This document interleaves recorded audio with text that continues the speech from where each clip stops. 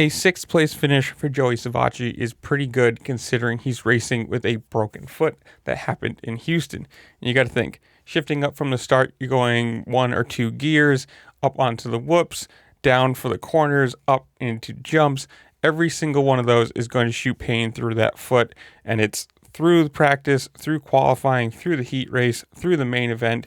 And a 20-minute race, you're probably talking 100 or so shifts up and down.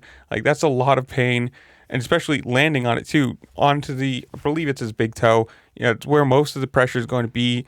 It's a pretty good showing considering it's almost matching his best for the year, with the 13th in the main event in A1, 5th in San Diego, 6th in A2, 14th in Houston Triple Crown, and now a 6th in Glendale. Not exactly the worst thing in the world.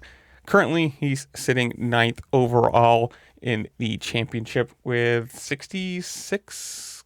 I'm going to check this here. 66 points. That is 40 behind the leader, Hunter Lawrence. Now, obviously, it's not equal to the Eli Tomac broken leg main from, was it last year? Correct me if I'm wrong there.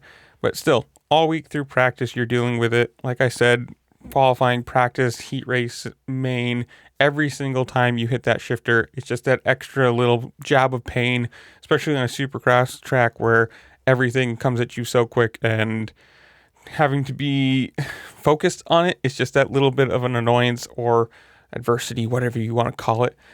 Hopefully, this is good for him. Almost running in the top 5, running in the top 10 overall for the year so far. Obviously, we're still early in the year, but it's a good year, good run for him. And hopefully, knock on wood, he can stay healthy, get some good finishes still. Maybe, pop into that top 5 again.